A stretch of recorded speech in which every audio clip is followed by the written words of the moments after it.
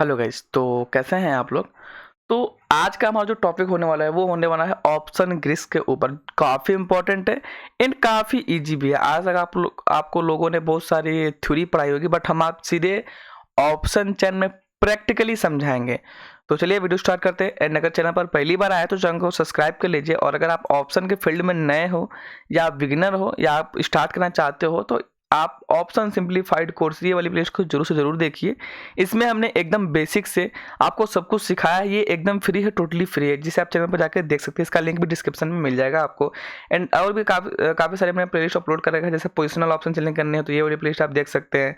अगर आपको हेजिंग में एडजस्टमेंट समझनी है तो आप ये वाली प्लेलिस्ट देख सकते हैं। अगर आप इंटरडे ऑप्शन सेलिंग करना चाहते हैं तो ये वाली प्लेलिस्ट को देख सकते हैं। इससे हमने सेटअप के साथ साथ खुद लाइव मार्केट में काफ़ी बार ट्रेड करके भी आपके साथ दिखाया है। जो चीज़ हमने आपके साथ शेयर की है उसे खुद लाइव मार्केट में ट्रेड भी किया है। एक्सपायरी डे अगर देखना है तो आप ये वाली प्लेलिस्ट को देख सकते हैं। इसमें हमने बताया कि कौन सी स्ट्रेटजी अप्लाई करिए सेफेस्ट वे में, कैसे उसे मैनेज करिए, कब एंट्री कब एग्जिट, सब कुछ मैंने बताया है। अगर आपको ऑप्शन हेजिंग सीखनी समझनी है तो आप ये वाली प्लेलिस्ट को देख सकते हैं। और भी काफ़ी सारे हमने प्लेलिस्ट को क्रिएट कर रखा है। तो चलिए हम सीधे स्टार्ट करते हैं टॉपिक को। तो देखिए, सबसे पहले हमको समझना पड़ेगा कि ऑप्शन ग्रिक्स होता क्या है, क्यों ज़रूरत है इसकी हमें ऑप्शन ट्रेडिंग में। तो चलिए हम सीधे समझते हैं ऑप्शन ग्रिक्स। ठीक है, बेसिकली गाइस 5 तरह के ग्रिक्स होते हैं। अब थोड़ा सा हम बता देते हैं कि ऑप्शन की ज़रूरत क्यों पड़ती है, बिकॉज ये काफ़ी इंपॉर्टेंट ये क्वेश्चन है। देखिए, जैसा कि मैं बात करूँ स्टॉक या फ्यूचर की, तो इसमें क्या होता है, मान लो कि आपने कोई भी स्टॉक या फ्यूचर 100 रुपीज पर परचेस किया। अगर उसका प्राइस 101 चला जाता है तो आपको सीधे सीधे 1 रुपये का प्रॉफिट होता है। ठीक है, और अगर उसका प्राइस 99 चला जाता है तो सीधे सीधे आपको 1 रुपये का लॉस होता है, क्योंकि इसका डेल्टा जो होता है वो होता है 1। ठीक है, मतलब जितना मार्केट ऊपर जाएगा या फिर जितना मार्केट आपके फेवर में जाएगा उतने पॉइंट का आपको प्रॉफिट, और जितना मार्केट आपके अगेंस्ट जाएगा उतने पॉइंट का आपको लॉस होता है। सिंपल सी बात है एकदम। लेकिन ऑप्शन में क्या है ना कि ऑप्शन में ऐसा नहीं होता है। ऑप्शन में थोड़ा सा इससे अलग होता है। देखो, आप लोगों ने काफ़ी बार सोचा होगा कि ऑप्शन के जो प्रीमियम होते हैं, जो प्राइस होते हैं, वो कैसे घटते और बढ़ते हैं। तो इसका जवाब आपको ऑप्शन ग्रिक्स ही देगा। ऑप्शन ग्रिक्स बहुत ही इंपॉर्टेंट है, तो वीडियो को लास्ट तक देखने का ट्राई करना। तो चलिए हम स्टार्ट करते हैं सीधे। देखिए, ऑप्शन में बेसिकली 5 ग्रिक्स होते हैं। बहुत ही आसान है गाइस, क्योंकि थ्योरी हम लोग पढ़ेंगे नहीं, पूरा प्रैक्टिकली समझेंगे। पहला होता है डेल्टा, देखो। दूसरा होता है आपका थीटा। ठीक है, अभी हम सबको बारी बारी से समझेंगे। तीसरा होता है गाइस वेगा। ठीक है, वेगा। और चौथा जो होता है आपका वो होता है गामा। और जो पांचवा होता है वो होता है RHO, जिसे हम लोग रो बोलते हैं। ठीक है, देखो इन सभी में से कौन सा इंपॉर्टेंट नहीं है, इन सभी में से ये RHO इंपॉर्टेंट नहीं है, बिकॉज इसका कहीं भी आपको जिक्र देखने को नहीं मिलेगा। मेन जो होता है वो होता है गाइस डेल्टा, एक थीटा और वेगा। ये जो गामा ग्रिक्स है ना, वो कहीं ना कहीं डेल्टा को ही इफेक्ट करता है, डेल्टा को ही प्रभावित करता है। तो उसे भी हम समझेंगे। आज का जो हमारा टॉपिक है पूरा का पूरा वो होने वाला है डेल्टा के ऊपर। तो हम इन सभी को अगले चैप्टरों में कवर करेंगे। तो आज हम केवल डेल्टा को समझेंगे।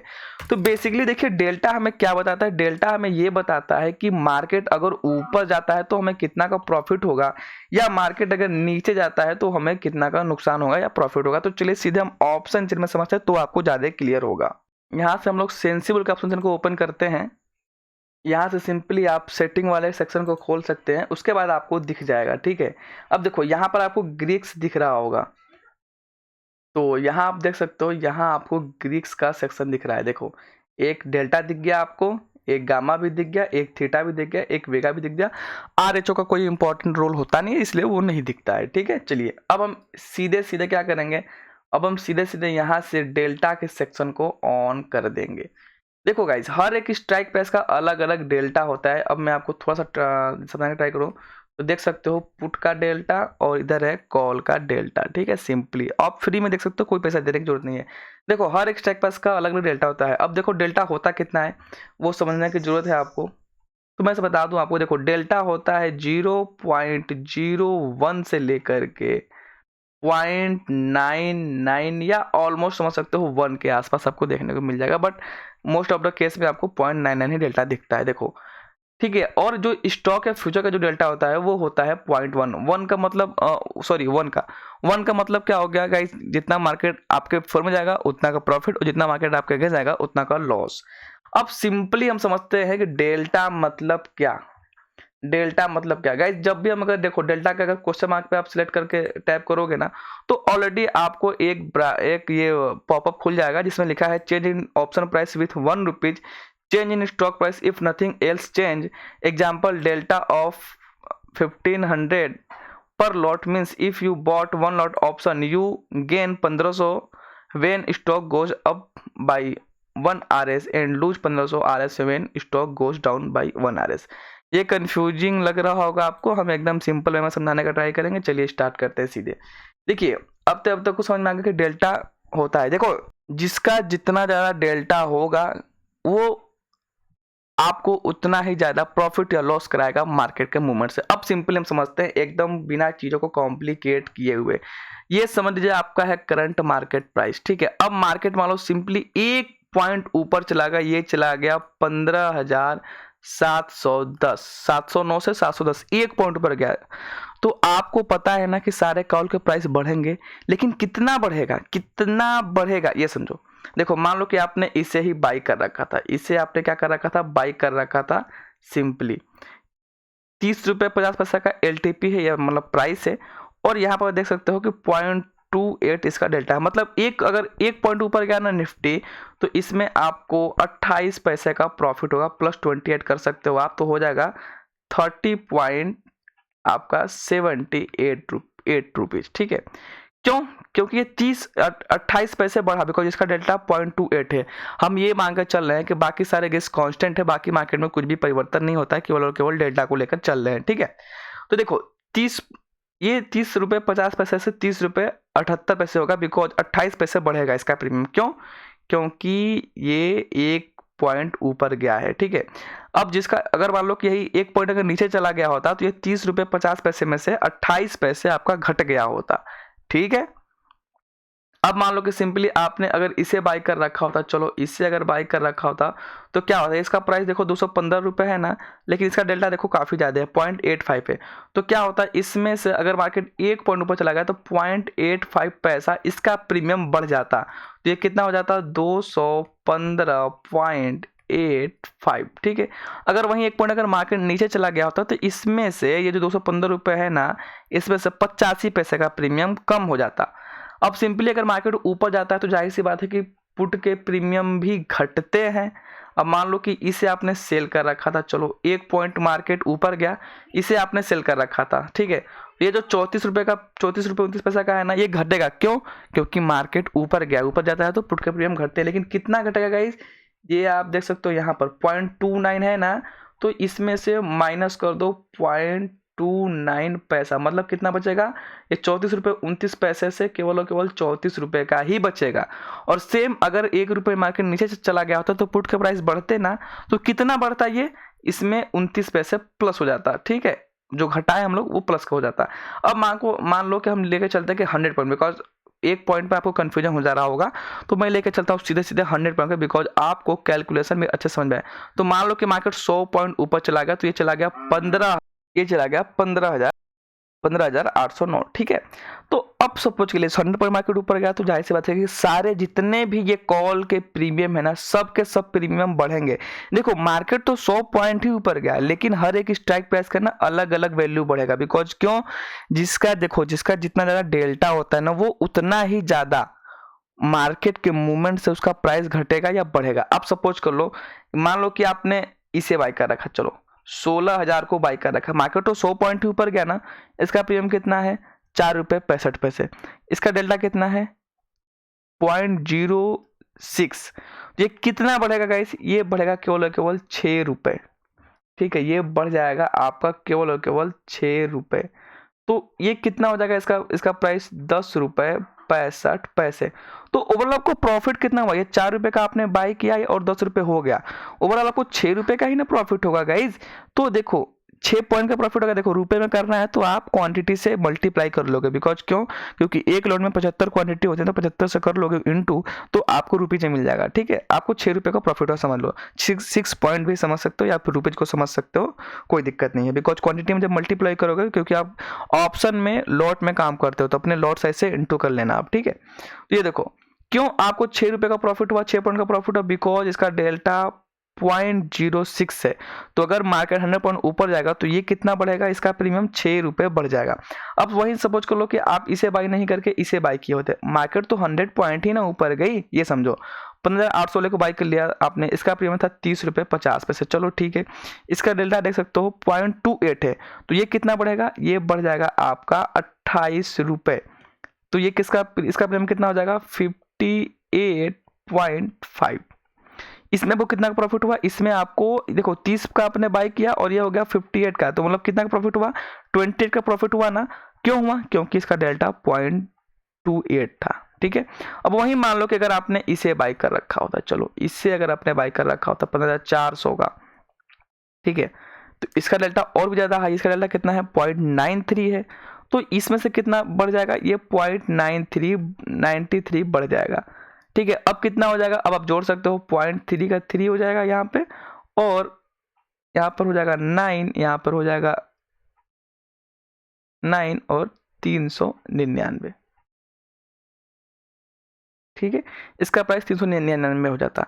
अगर वही मान लो कि सपोज कर लो कि मार्केट 100 पॉइंट नीचे चला गया होता तो इसका प्रीमियम ये कितना घटता, इसका डेल्टा 0.93 है ना, तो ये 93 घट भी जाता गाइस, ऐसा नहीं है, ये 93 घट भी जाता। मान लो कि अगर आपने इसे बाई कर रखा होता और 100 पॉइंट अगर मार्केट नीचे गिर गया होता, नीचे चला गया, तो ये कितना होता, इसमें से कितना घटता, इसका प्रीमियम 0.71 है ना, तो इसमें से -71 भी हो जाता। ठीक है, सेम होता है, अगर आपके फेवर में जाएगा तो आपको प्रॉफिट करेगा, और आपके अगर अगेंस्ट जाएगा तो आपको लॉस भी देगा। कितना लॉस देगा, जितना डेल्टा होगा उसी के हिसाब से आप कैलकुलेट कर सकते हो। अब सिंपली हम चलो पुट की तरफ थोड़ा समझ लेते हैं, पुट की तरफ क्या कंडीशन है।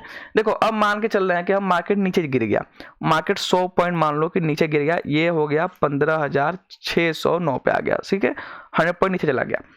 अब मान लो कि आपने क्या किया था, अब मान लो कि इसे बाई कर रखा था ना, चलो मान लो आपने इसे बाई कर रखा, सपोज कर लो ये कितना बढ़ेगा, ये 6 रुपये 75 पैसे है ना, कितना बढ़ेगा, इसका डेल्टा देख सकते हो आप 0.07 है, तो ये कितना बढ़ जाएगा, ये बढ़ जाएगा आपका 7 रुपये, तो ये कितना हो जाएगा, ये हो जाएगा 13 रुपये 75 पैसे। ठीक है, अब वहीं सपोज कर लो कि अगर आप मान लो आपने इसे बाई कर रखा होता, देखो मार्केट तो 100 पॉइंट ही ना गिरी है, लेकिन जो आपने स्ट्राइक प्राइस सिलेक्ट किया रहेगा, हर एक स्ट्राइक प्राइस का अलग अलग डेल्टा होता है, जिसकी वजह से हर एक स्ट्राइक प्राइस अलग अलग बढ़ता है या अलग अलग घटता है। ठीक है, ये आप माइंड में डाल लो बातें।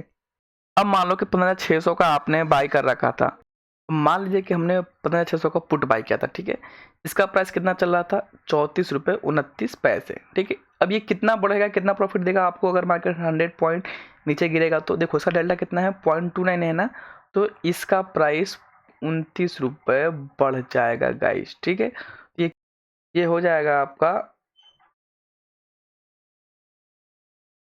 इतना रुपए इतना पैसे, 34 रुपये का बाई किया 63 रुपये हो गया, कितना बढ़ा आपको, ओवरऑल 29 रुपये का ही ना प्रॉफिट हुआ। देखो मार्केट तो 100 पॉइंट ही ना गिरी, लेकिन देखो अगर आप आपने मान लो इसे बाई किया होता, तो अगर मार्केट गिरता तो आपको 7 रुपये का प्रॉफिट होता, अगर आपने इसे बाई किया होता तो 29 रुपये का प्रॉफिट किया होता।